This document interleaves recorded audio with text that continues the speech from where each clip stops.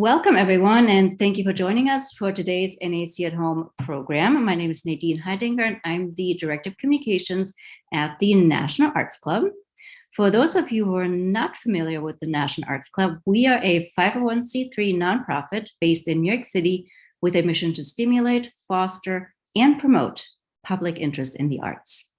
Annually, we host over 150 free programs to the public, including exhibitions, theatrical and musical performances, lectures, and readings. To find out more about the National Arts Club, you can visit us at nationalartsclub.org, or you can find us on Facebook, Instagram, Twitter, and YouTube. On behalf of our Architecture Committee, it is my pleasure to welcome you to today's event, a lecture that will examine one of the nation's most innovative architectural environments, the Glass House in New Canaan, Connecticut.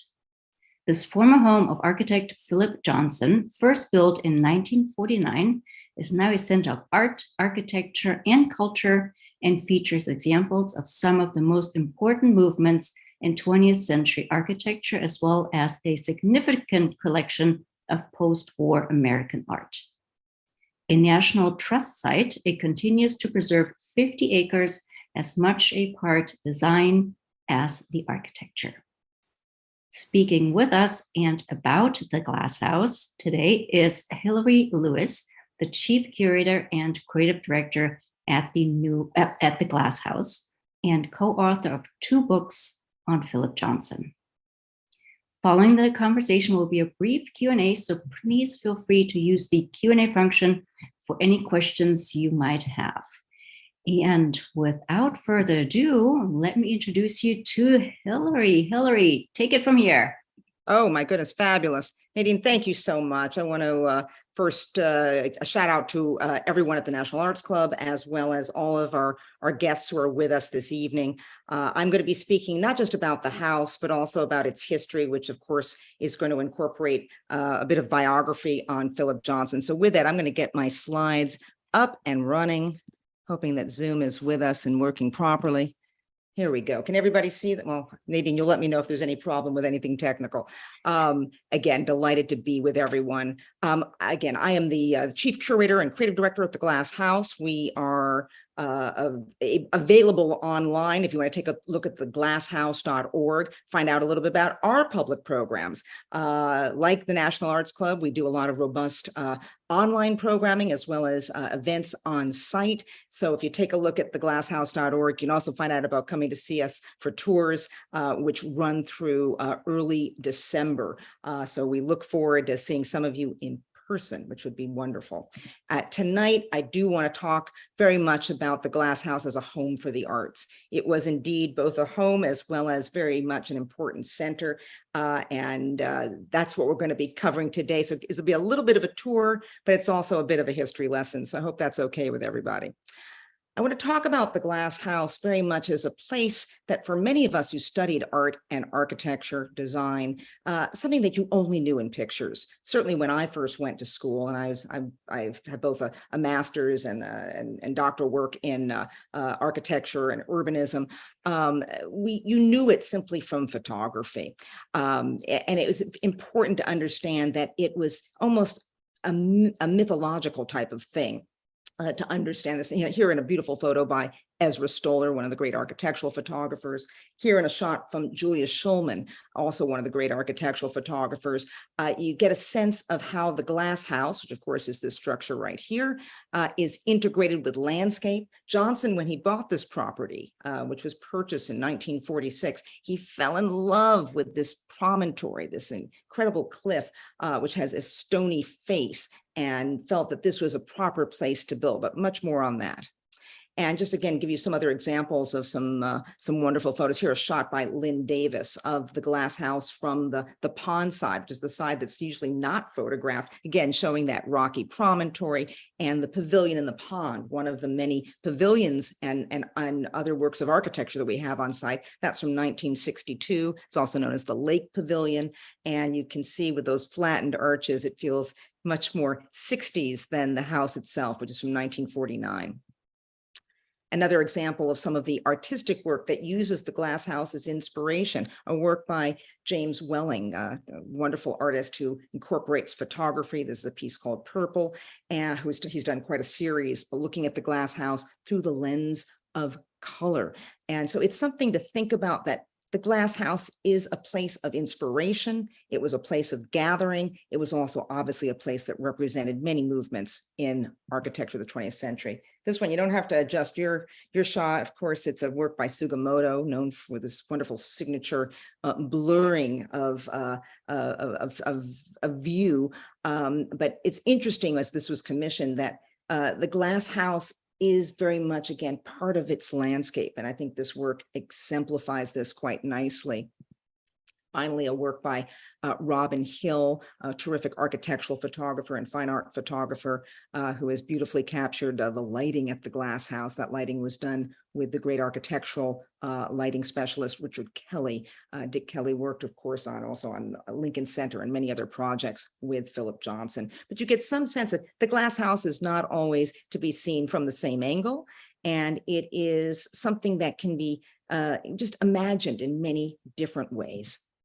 I just want to bring it back to the way it really is. The glass house was Philip Johnson's home. As Nadine said in her introduction, it is indeed also now a site of the National Trust for Historic Preservation, but it operated from 1949 to 2005 as the kind of home base of Philip Johnson, who also, of course, had a home in New York. It also was the home of David Whitney, more on that a little later, but the companion of Philip Johnson from 1960 to 2005. Both men passed away in 2005. But the key aspect of the glass house is its transparency. And again, this blending with nature, this something that is so much of man-made architecture and this glorification of modernism, of glass and steel. It's nonetheless essentially connected to trees and landscape.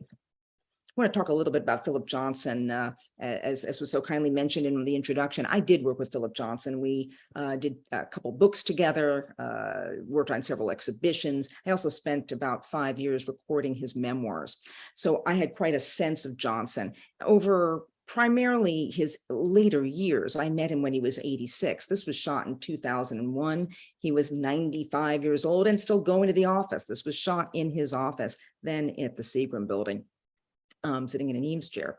And it's important to realize that for many of us, Johnson was this eminence grise, a celebrity, a figure in New York, so well established. But sometimes it's important to note that he was a young man at one point. He had to develop his career in architecture and the arts, and that's something I want to cover here.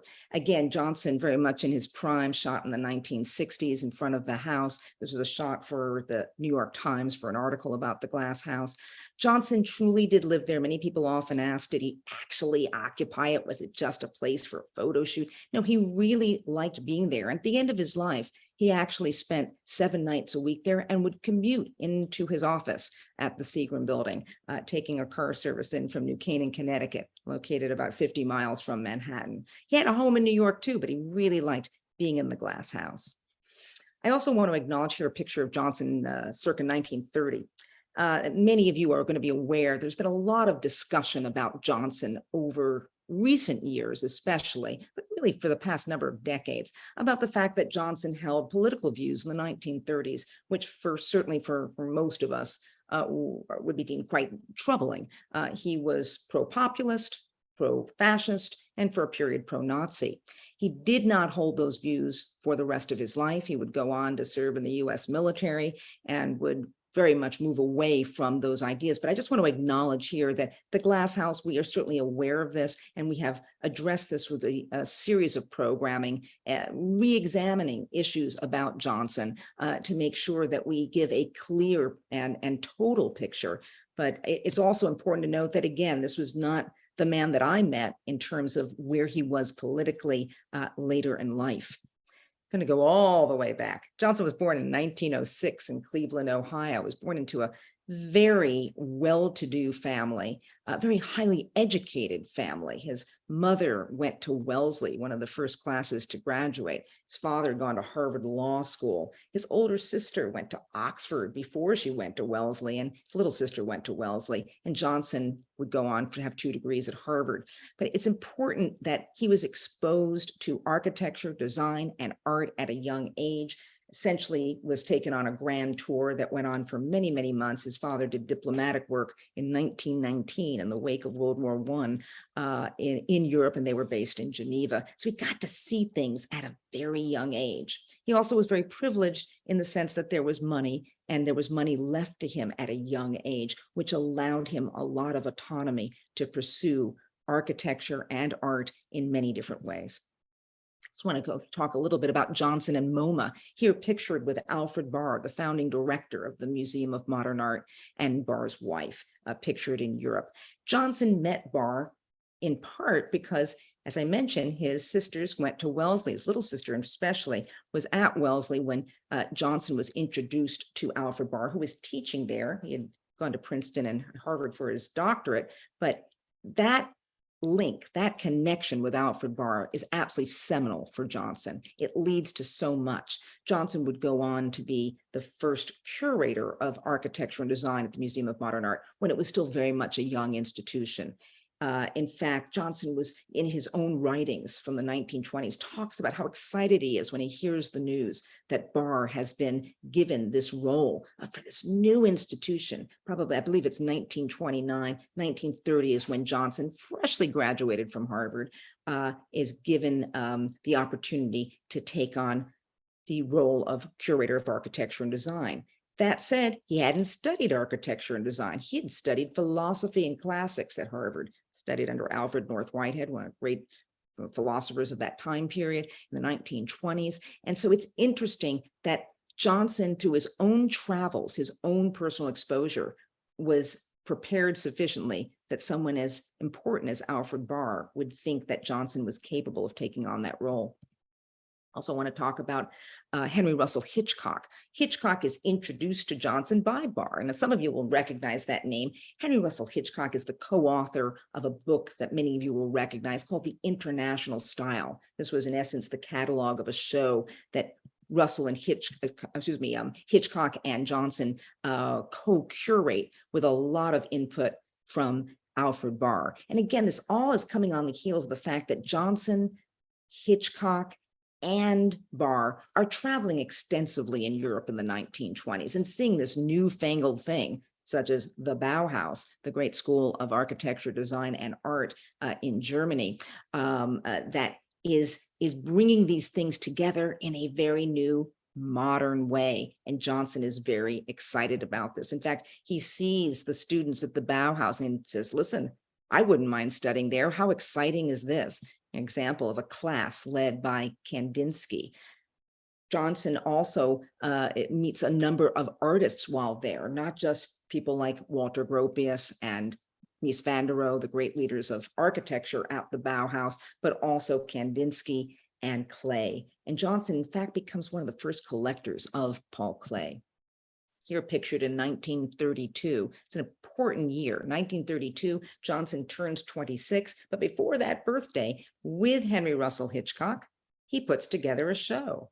Of course, it wasn't called the International Style. We call it that now, but it was Modern Architecture International Exhibition.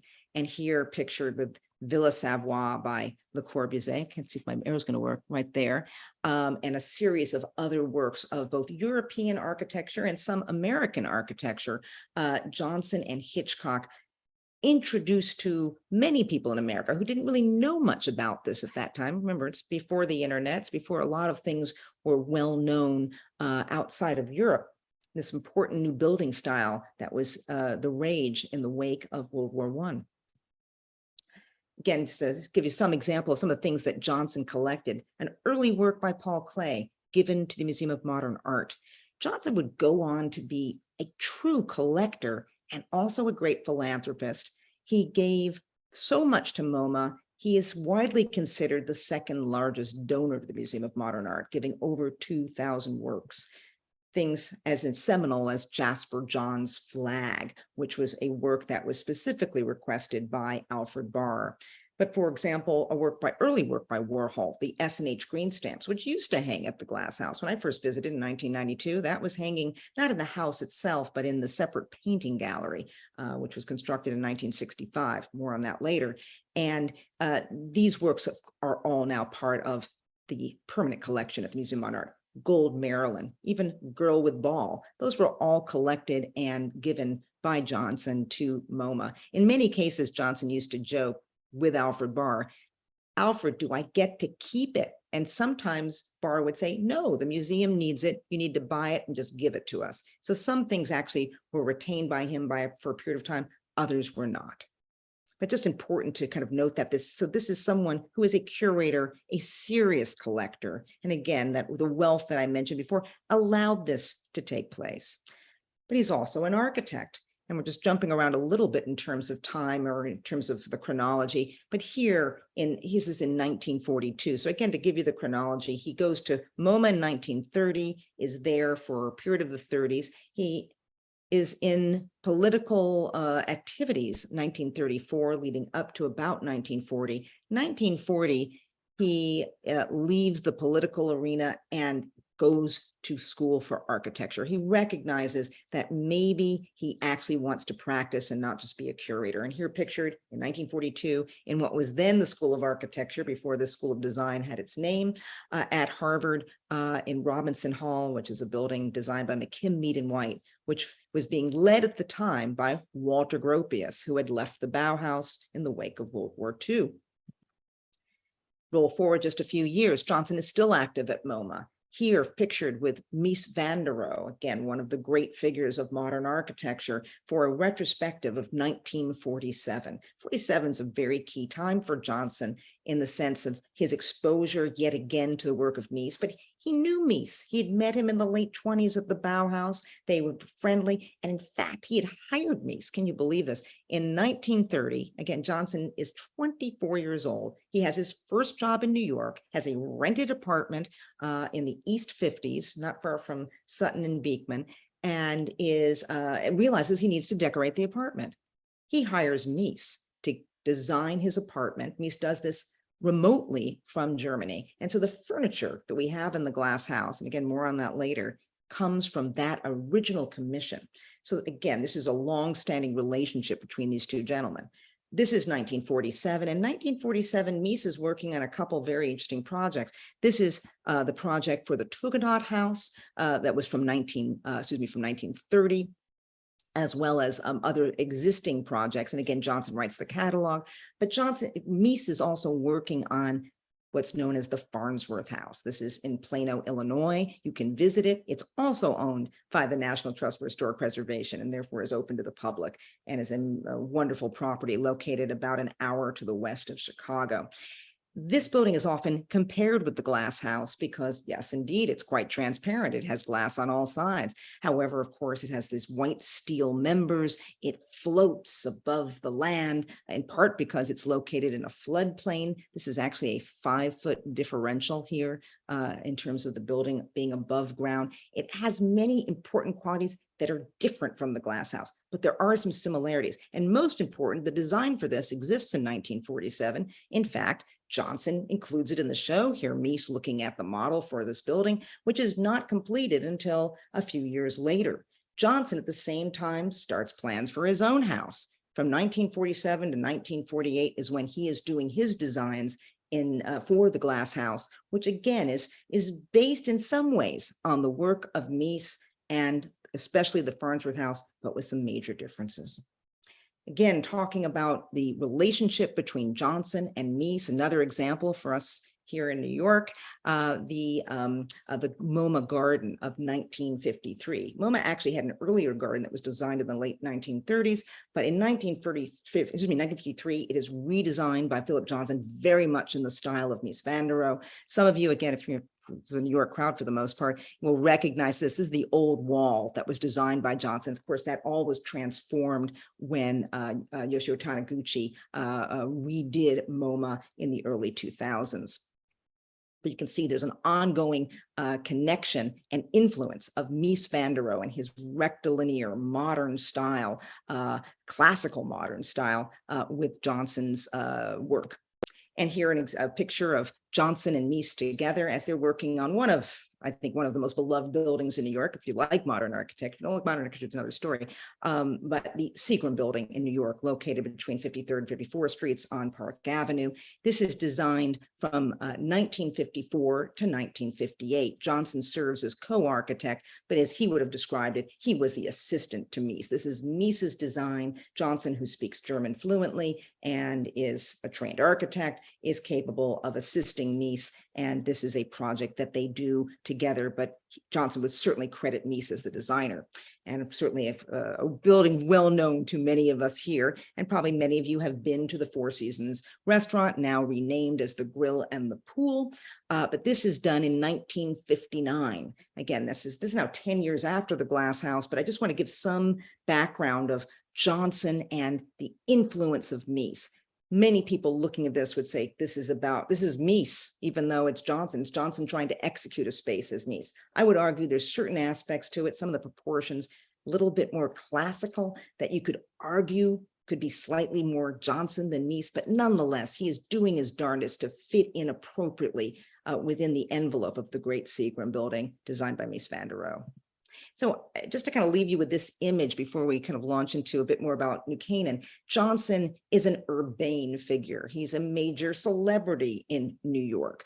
He eats at the Four Seasons with great frequency. His offices are in the Seagram building. For a period of time, they actually moved to another building designed by Johnson, the Lipstick building on 3rd Avenue. But for the most part, Johnson is associated very much with Mies van der Rohe, with MoMA, with modernism, etc. And so that's one way to think about Johnson. But there's another side, and that has to do with the countryside. Johnson, as I mentioned before, purchases the property in 1946. And here pictured with one of my former colleagues from the National Trust and one of Johnson's dogs. He actually liked dogs, both he and David Whitney. They had 2 of these Quizons. But Johnson loved the countryside. As a young man growing up in Cleveland, Ohio, his grandfather and later his father had a farm in New London, Ohio. And so Johnson was exposed as a young man, very similar in some ways to Frank Lloyd Wright, to the landscape of the Midwest. And there was an appreciation truly of landscape. And I will say, as you're seeing Johnson pictured here in somewhat casual clothing by Johnson standards, that he was somewhat surprised. First time I came to visit him in the early 1990s at his home, I was dressed as though I was meeting him in New York. And he just laughed. He said, but we're in the country. It's a different thing. It's a different feel. It was something that was very important to him. Give you just a quick feel for what we have at the house. The entry point is here. What we currently have is almost 50 acres. The original property was only 5. So the original property is basically this. And this is the Glass House itself and its sister building, the Brick House. Again, much more on that coming. And then all these outlying buildings. This is our sculpture gallery, the painting gallery. There's various sculptures. There's a work by Schnabel, the pool, a work by Donald Judd, the pavilion that we just talked about before, and several other items, some vernacular. This is a vernacular building of the 1920s, De Monsta, the library, and something called the Ghost House. And again, you're going to be seeing all of that. And with that, again, please, Nadine, let me know if we have any technical difficulties. I'm going to be showing you a little tour, which is a little bit more fun than my just flashing slides at you. You'll recognize the voice because it's still me discussing for about 10 minutes the property. Let's see if I can get this to work. There we go.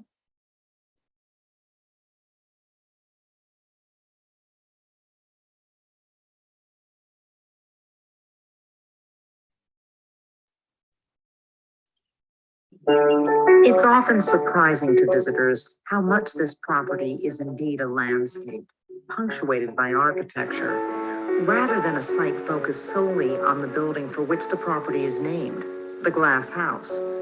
Without this land, Johnson would not have had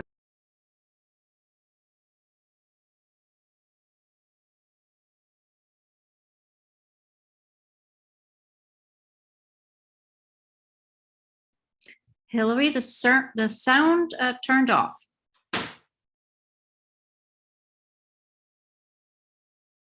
Hold on. I think I know what I did.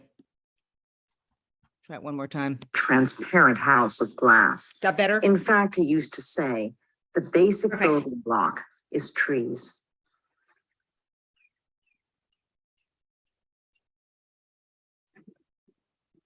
You enter from the road at a high point on the property and pass through a ceremonial gate designed in 1977, one of the few examples of postmodern design on the site. Then you make your way down a winding drive before you can even see the glass house itself. The curve in the drive is accentuated by a sculpture of 1971 by Donald Judd. Just beyond the glass house and its opposing twin, the brick house, can be seen. Johnson purchased additional land beyond the original 5-acre parcel, which made this current driveway possible.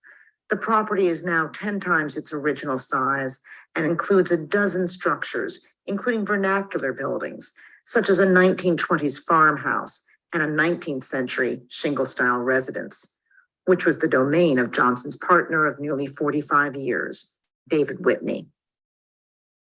At the heart of the property is the glass house and the brick house, or guest house, which are in essence 2 wings of a single composition.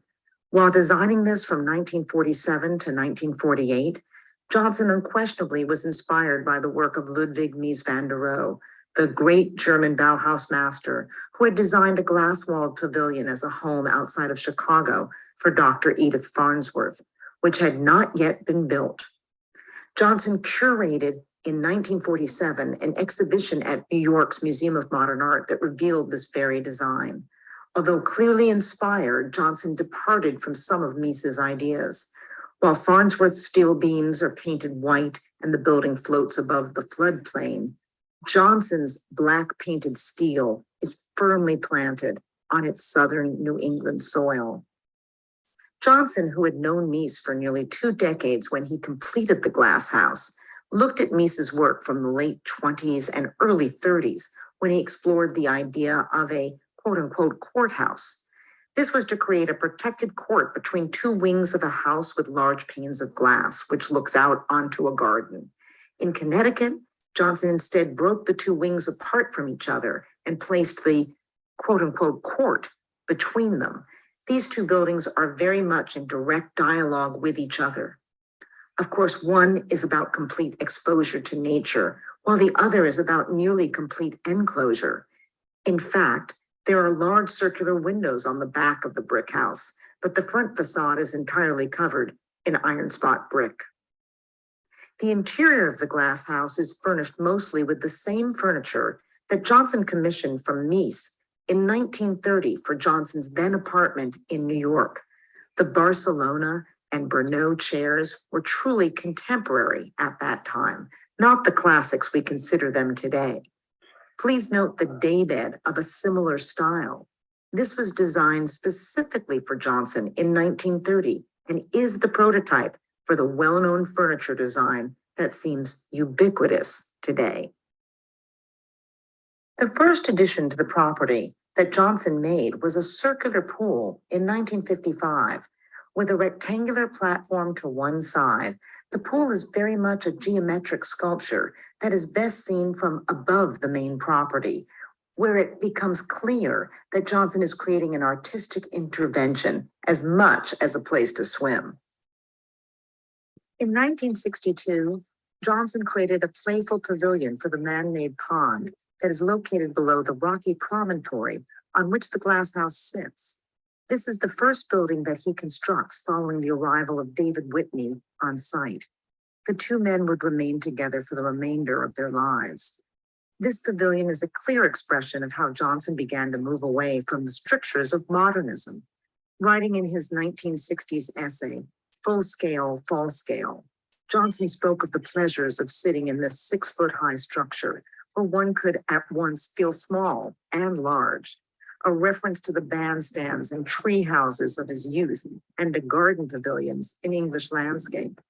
Employing the flattened arches that Johnson particularly embraced at that time for many projects, he also experimented with precast concrete. The building is accessed by leaping from the shore onto a tiny island a few feet away. The next building created on the site was a painting gallery, designed using a series of circular plans, which could serve as both a carefully curated environment for paintings and a storage facility. The three areas for art installation hide a series of panels, not unlike a rug display, which hold far more art than can be seen at one time. This made changing an exhibition extremely easy for Johnson and Whitney. Just pull a panel and presto, the show had changed. Today, the collection features primarily works by major figures of 20th century American art, from Frank Stella to Andy Warhol. Many of the works that originally were installed here, from the likes of Jasper Johns, Warhol, and de Kooning, are now part of the collection of the Museum of Modern Art. In fact, Johnson was one of the largest contributors to the museum. In 1970, Johnson designed a building that is not similar to much else among his vast portfolio of work. This is the Sculpture Gallery, a white painted brick structure with a glass roof, an interesting inversion of the glass house concept. Once inside, you feel as though you are still outdoors. Johnson felt he was creating the atmosphere of a Mediterranean hill town. As you descend steps, niche-like galleries separate works of art from Robert Rauschenberg, Michael Heiser, John Chamberlain, Andrew Lord, Robert Morris, Frank Stella, and Bruce Nauman. The building is especially powerful in bright sunlight when the metal members in the roof create powerful shadows throughout the space. Recognizing that staying focused on writing and reading when at the dining table of the glass house was a challenge due to the ever-changing views of the landscape without, Johnson created a small 400 square foot monk cell of a study, which also created space for his architectural library. The small building of 1980 combines geometric forms of a cube and cone. Today, it is a neutral brown color on its exterior, but it was once white with a red door. Inside, you will find furniture by Frank Gehry and a carpet designed by Robert Venturi and Denise Scott Brown. There's a fireplace, but no bathroom. Johnson insisted on, quote, just the essentials. Just below the slope from the library is a structure of 1984 that sits on the foundation of an old farm building on the property. By the way, this land was once 18th century farmland and contains wonderful stone walls, which Johnson referred to as the organizing principle of the place. Johnson celebrated this small building's foundation by constructing the form of a house, but made entirely of chain link, an everyday material that Frank Gehry had championed. The overall form of a simplified house is also a reference to the architecture of Venturi and Scott Brown. The structure has an additional bit of wit to it.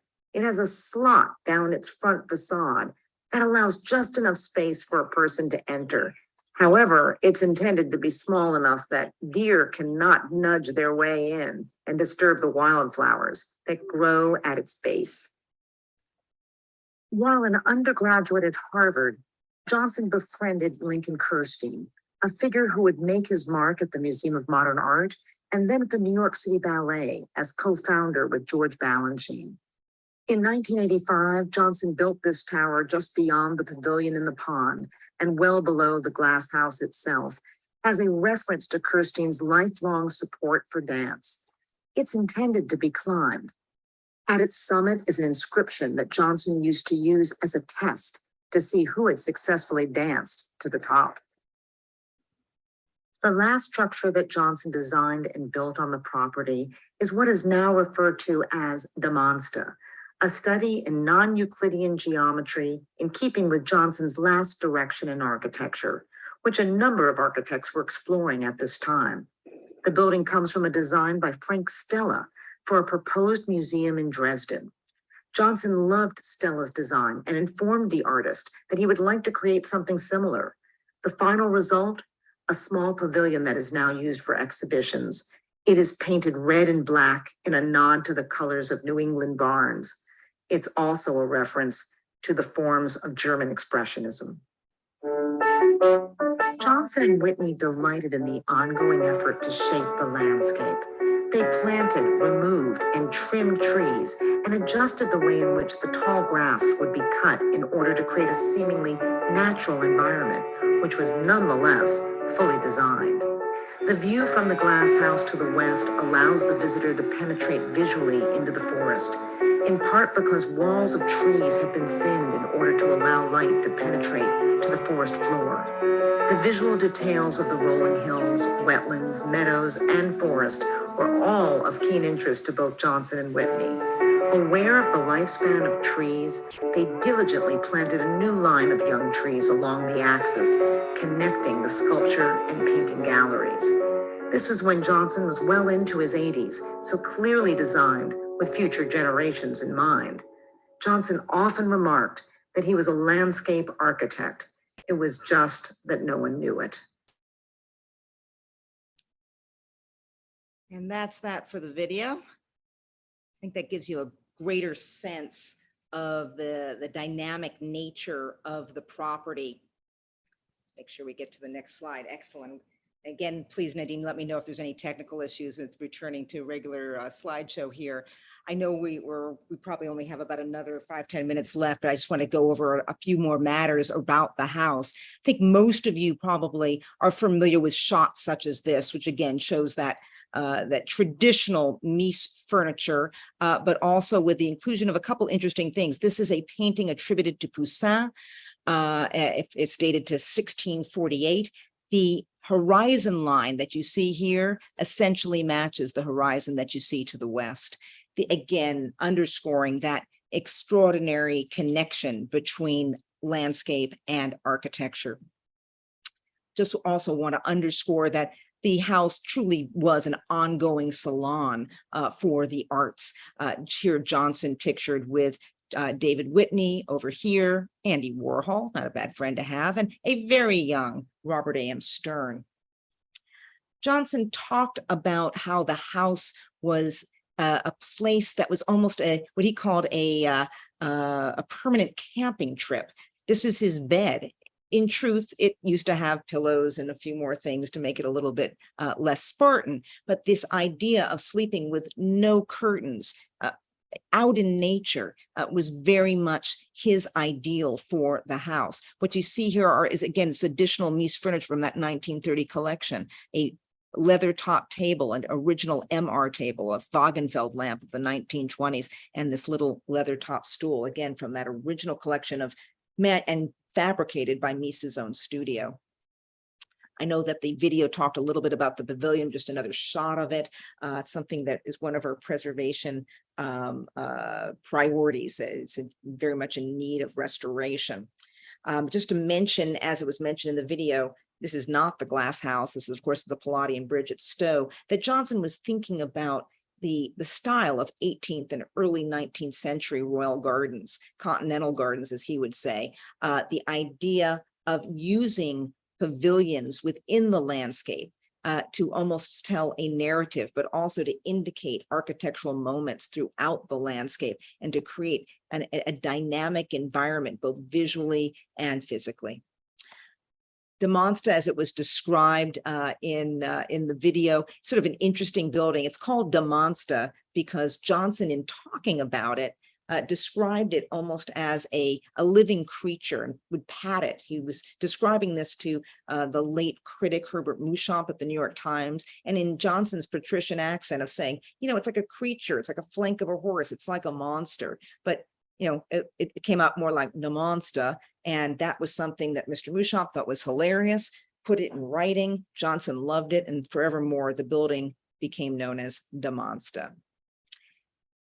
Just want to talk a little bit about, again, Johnson's interest, not only in the landscape, but also in the ongoing nature of this property. As again, as mentioned in the video, both he and David Whitney were actively involved with arborists, removing trees, planting trees, trimming trees, in order, in some ways, to make this view more dynamic, so you could see to the forest floor. Otherwise, it would be a solid wall of trees. image from the 1960s of David Whitney. David Whitney was a very important presence in Johnson's life. They met in 1960. Within months, David Whitney was living with Johnson at the Glass House and in New York, and he exerted a very important influence. He worked in the studio of Jasper Johns, became a very important art advisor, curator, and certainly a very important partner to Philip Johnson. And as mentioned again in the video, people like Andy Warhol, whom Johnson had already met, but became closer friends in part because David Whitney was of a younger generation. He was about 30 years younger than Philip Johnson. And again, showing Johnson the property, if you visited him on a nice summer day, he would insist that you'd sit outside in these Bertoia diamondback chairs. That little table to the left is a pedal table designed by Richard Schultz. And Johnson loved looking out towards the west, as you can see with these big tall trees, this flanking, almost like a Claude Lorraine framing of the view. I just want to leave you with just a couple other points. Johnson certainly had an interesting relationship with Frank Lloyd Wright, here pictured. In 1949, Johnson puts together a retrospective of Wright's work at the Museum of Modern Art. Johnson was somewhat infamous for having said in 1932, when he did the original show that we talked about, the international, what became known as the International Style, for remarking that Frank Lloyd Wright was the greatest architect of the 19th century, and then with much more focus emphasized the work of modern architects from Europe. But in later years, Johnson acknowledged that the power of Wright's thinking, again, that integration of architecture with nature, was something that was essential to the way Johnson thought about things, especially at the Glass House. And again, in this image, you can see kind of an integration of the Lincoln Kirstein Tower, that's the base of it here, which is up on a hillside, the pavilion in the pond, and again, the location of the Glass House. And here in a winter shot, most of our visitors don't get to see it like this because we're only open into basically in late fall, but it was a place of all seasons. I had the honor of working with Johnson over many years, over almost on a weekly basis, and therefore saw it in many, many different seasons. And it was something that Johnson very much relished. And here in a beautiful shot, again, at winter shot over the pool. It's not like the building floats on water, but a sense of, again, this unusual combination of very much the most man-made of modern architecture, but at peace and in relationship with nature. And again, in interest of time, I'm just looking at the clock right now because I know we want to leave time for Q&A. I just want to make a few comments about Johnson, again, with whom I work. So I had an opportunity to speak with him quite at length about many, many different ideas. Whenever he spoke to students, he would absolutely stress a number of things, one of which was modernism was amazing, but it lasted, as he said, longer than the Renaissance. And he would exhort whoever he was speaking to, the younger generations. He taught briefly at Yale. He had spoke all over the world to architects and architectural students. And he would say, you must be of your own time. And he was a man who very much changed with the times. You see that in the work at the Glass House in terms of the types of architecture that are employed. I think many people who criticize Johnson are just have trouble understanding, how do you go from working side by side with Mies van der Rohe and then depart from that exquisite type of modern architecture and move in other directions? But Johnson felt this was absolutely essential.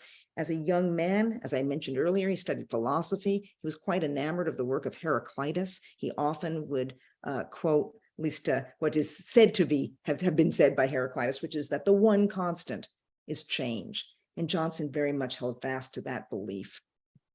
And just in very brief order, I just want to give you some sampling of some of the work that we now do on site and carrying on the legacy of Johnson and Whitney. We have utilized the property for not only for people to visit it as it was, but also to use it as a platform for the arts. Here, an example of the work of Fujika Nakaya in 2014, before my oversight at the house. So this was done under others, but brilliantly done. Work by Kusama in 2016. One of my first installations working with Robert Indiana, beautiful Corten steel sculptures. So conceptual work known as the Numbers. showing the work of Lynn Davis. Lynn Davis is a wonderful photographer who was very close friends with Philip Johnson and David Whitney. Her work was presented in the painting gallery. These are her incredible series of the icebergs of Greenland and the effect of climate change on these magnificent forms. The work of Jimmy Robert being presented within the glass house. It was a commentary very much on race and art, showing the work of Annie Albers, someone whom Philip Johnson was very friendly with and played a role in bringing her and her husband to the United States.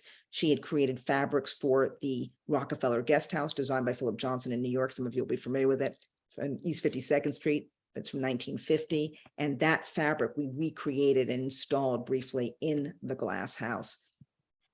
Most recently, we're working with David Hart, terrific artist out of Philadelphia, teaches at Penn, and he examined the history of gardens at the glass house in order to re-examine also the history of the representation of still life in the 19th century by Charles Ethan Porter, an African-American artist who was based in Connecticut, and use that to create a garden on our site. This is called A Colored Garden by David Hart, and we still have that on display.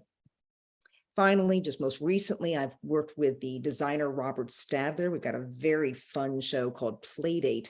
Stadler looked at Johnson's combination of elegance and wit and developed an interesting show for us. For example, this is his a piece in ceramics, which is a reference to the work of Joseph Hoffman.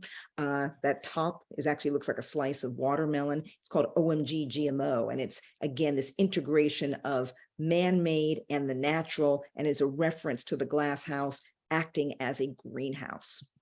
Additionally, in a nod to the work of Richard Archwager, this is an installation called Richard, which takes a series of very colorful bowling balls and places them strategically within our sculpture gallery and on the staircase, indicating movement. This is again on display currently for those who come and visit us this term. An image of the artist in conversation with a journalist with some furniture that he designed, and these pieces were placed in some ways to be a reference to the absence and presence of Philip Johnson and David Whitney. So I just want to leave you with the fact that the house is being preserved, but it's also being utilized. And I think very much in keeping with the ethos of both Johnson and Whitney, but always moving forward, always looking at contemporary art. That is something that we see very much as our mandate. So we are very much a place of architecture, design, and art, and looking at the past in order to have a greater sense of what can come next. So with that, I think I will stop sharing and be available to answer some questions if I haven't used up all my time. Thank you so much. Oh my God, absolutely fascinating. And what a intricate, thorough view into the glass house and Philip Johnson. And we have too many questions. Okay. We won't be able to get to all of them, but let's see. Let's get to a few. Sure. Sure. Let's go back to one of the last few slides that you showed. Regards to the Kusama installation. Yeah, sure. So Megan would like to know, what do you think Philip Johnson would have thought about that installation? I think he might have been a bit more excited, I think, about the Narcissus Garden, which was this was a 3-part installation because of the way that those amazing metal balls were placed in the pond. I think that probably would have been very well accepted by him. I'm not so sure how he would have felt about the dots on the glass house. We did that it was a temporary installation. Again, that was not one of my shows that I oversaw, but it was certainly very well received by our public. And we had more people signing up and wanting to come see the property. There also was a pumpkin placed on site. So that was a very successful show for us. Sounds great. A lot of questions about we saw the bedroom. Yeah. Where's the bathroom? Where's the kitchen? Why no curtains? And okay. let me see if I can pull up, see if I've got some pictures that maybe will help. But just to give you a sense, when you first walk into the house, to the left-hand side is some very low cabinetry. That is the kitchen. It just looks like a wet bar, but there is a small stove. It doesn't really work anymore. There are two small refrigerators. Back in the day when I first came to visit Johnson with some regularity, you were usually offered a cold drink, and there they were in the kitchen, but it was somewhat basic and rudimentary. For the bathroom, the cylinder that you see in the video, that is the central element of the glass house, the brick cylinder. One side is a fireplace, the other side is the bathroom, and it has a shower, circular. It has leather tiles in the ceiling, which makes no sense whatsoever for a bathroom, but very textural and interesting. And it's covered with a beautiful small green, Italian green glass, very, very small glass tiles. So it's come see us. You can take a look at that for sure. That sounds absolutely fascinating. I have to admit, I haven't been, but I'm definitely going to make a trip out soon. And towards the end of the Q&A, I'm going to ask for a reminder on how people can come and see you. Sure. But for the questions, Joseph would like to know, are there any similar glass houses in the US? Probably the closest in terms of truly similar is, of course, the Farnsworth House that one can visit.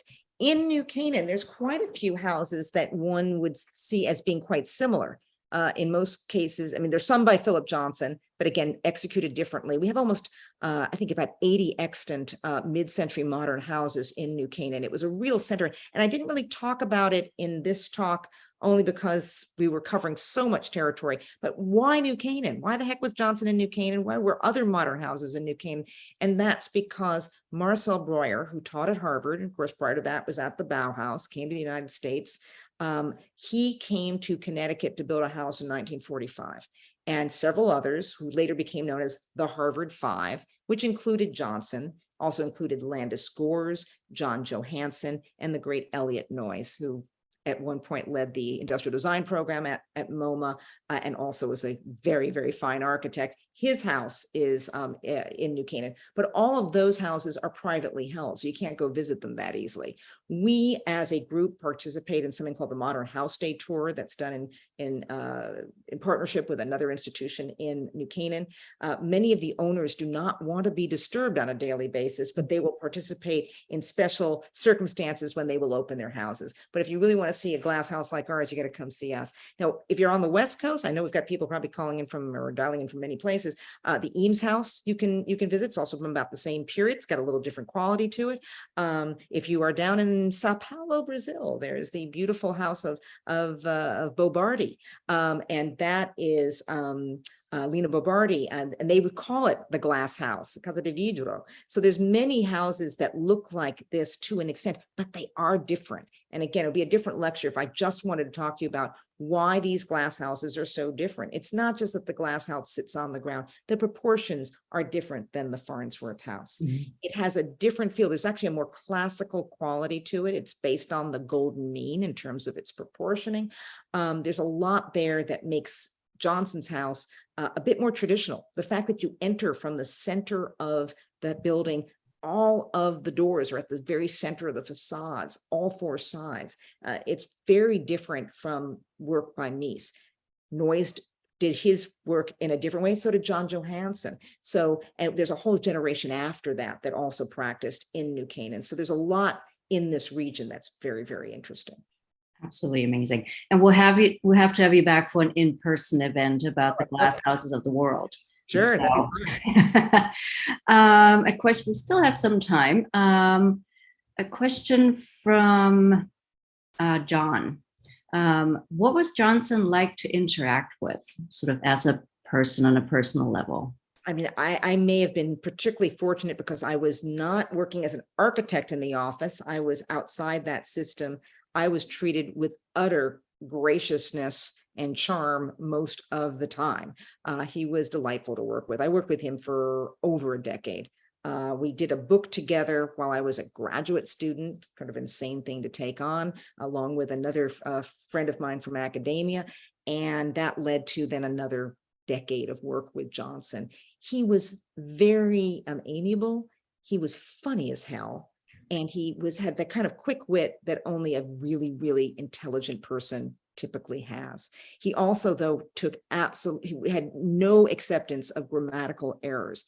There was no split infinitives to be used around Philip Johnson. So when we wrote things together, and I did ghostwrite some things for him, I knew to be quite careful with certain things, but he was a pleasure to work with. And even though some people felt that, he was part of the old boy network, and architecture for a long time really felt like the old boy network, there were other women who worked in his office.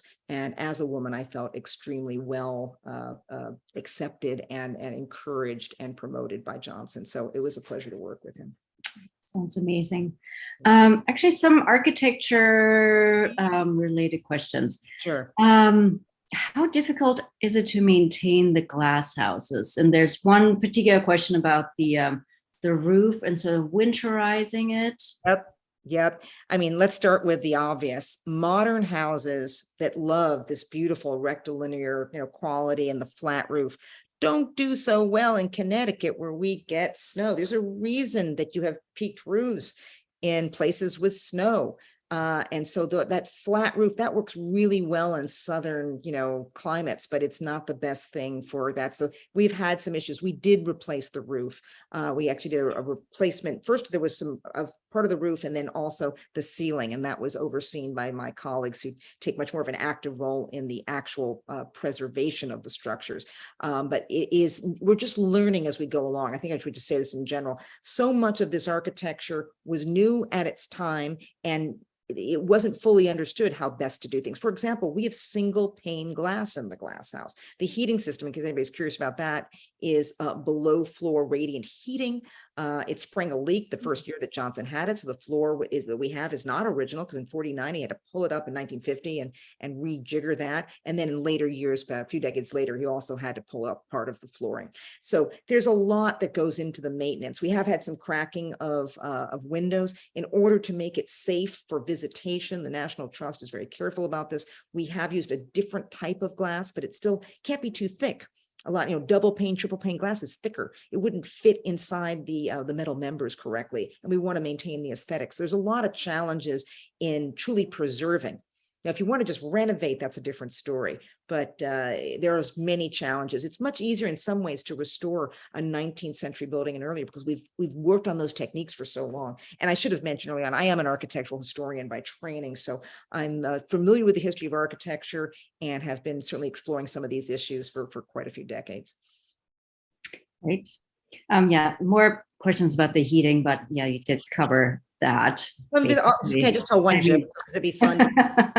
Radiant floor heating is very comfortable and it actually works, but Johnson liked using the fireplace also. It didn't draw very well because he made it very perfectly rectangular, cut into a cylinder, which meant it was kind of a shallow form. It just didn't draw that well. So we used to have marks up on the ceiling about the way the smoke would come up. So when in the cold weather, you keep the door open so that there'd be fresh air because you have the fireplace going. And then on top of it, if you have radiant floor heating, I just want to make this as a recommendation. If you bring chocolates for your host because he likes them, don't put your bag on the floor. That is an excellent suggestion. Or, or put the white wine directly into the snow or something like that. Indeed. Yeah, for sure. One question, if you allow, would do a few more. Sure. I'm imagine if anybody needs to run, that's okay. But if you want me to stick around a little longer, I'm happy to do it. Yeah. So we still have a good crowd. So let's do a few more. From Serena, was he open about his sexuality during his lifetime? Would love to hear a little bit more about that. His relationship to David Whitney. Absolutely. I mean, I think the fair thing to say is that a man born in 1906 was born into a very different environment than, a man born in 2006. So I think it's fair to say that Johnson was not as open as we would be today back then. in terms of the early days of their relationship. I met them both in 1992. By then, there was no question that they were partners. They would attend events together. Anyone in the New York art world or cultural world certainly knew Philip Johnson and David Whitney were a couple. But I would imagine, I think it's fair to say that certainly in earlier decades, things were done in a quieter way. But I'd also underscore the following. In those days, the norm, no matter what your preference, would have been to marry someone of the opposite sex and to have children. Johnson never did that. And he had an open enough relationship with his mother, again, from a very much a prior generation, who, from his letters, it's pretty clear he talks about meeting people, about being attracted to gentlemen. And so I think it's fair to say he came from a very sophisticated family. And so things were more accepted than they would have been perhaps in other environments. But I think he was as open as he could be. And I'll also just roll forward to this. In the 1990s, he was approached by a congregation in Texas who wanted to build a church called the Cathedral of Hope, whose focus of their congregation was the LGBTQ community. And they sought out Johnson specifically because of what they knew of Johnson as a gay man. And Johnson was happy to do it. And in order to promote it, they asked him to do some promotion. He posed for the cover of Out magazine and talked about all sorts of matters. So certainly by that time, there was no question about who he was and whatnot. And I will leave you with this, which I thought was a very sweet point. In later years, and I keep thinking about, it's not just Johnson, it's also the people he knew and the generations around him. I remember being there around Christmas time and some Christmas cards had come in. And he smiled as he was opening some cards. I said, was it from someone you know? He said, well, it's not just that. Look at the envelope. And it was addressed to Mr. Philip Johnson and Mr. David Whitney. He said, you don't know how often it's not addressed to us both. So that tells you something. Yeah, that is very sweet, though. That sort of, warms your heart to hear that, what an incredible man. Indeed. Two more questions Sure. from UC. Yeah. Did Johnson design the Hopkins Art Center at Dartmoor, which looks like a mini Met? You know what? I am not sure. I don't believe so, but it doesn't mean that I'm not wrong. I'm not sure about that. And because I'm talking to you right now, I can't just Google things. Yeah. Quick, curiosity up. Forgive me. I'm not familiar with that project. Yeah, no, we'll have UC. You're gonna have to Google it. Sorry. In many cultural centers, so that it wouldn't be crazy, especially if it's like from 50s and 60s, that would be typical of the kind of projects he did in those days. Yeah. True. So let's That's a lot. see. Oh, this I do as a final question. What buildings did Johnson admire and or dislike? Well, I guess I can answer that anyway. Johnson knew the history of architecture extremely well. You saw in the video, the library that was he had a second library for non-architecture books, but for architecture books had a whole library there. He had encyclopedic knowledge. So I can't say just one or two. I do know because we were asked, I think it was for an article, I think in New York Magazine about, so what are some of your favorite buildings in New York? And of course, most people would talk about, Seagram's kind of obvious and whatnot. Of all things, he talked about McKim Mead White's University Club. He loved the massing of the building, which is at 54th and 5th, which I thought was so not expected. But I think it's important. I mean, there's many buildings he liked, and he loved the work of Frank Gehry. He was a great champion of his work. He was a big champion of Rem. He was a big champion of many, many figures, what he called the kids. Many of the guys that are today, if they're still with us, are about 90, and promoted the work of many, many other architects. But there's quite a number of buildings that he particularly loved, but they were from many different periods. In terms of modernism, obviously he loved the work of Mies, and because he liked the work of Mies, he also enjoyed the work of Schinkel. Schinkel being, again, a generation behind Mies and someone who Mies admired, especially for finely done brickwork.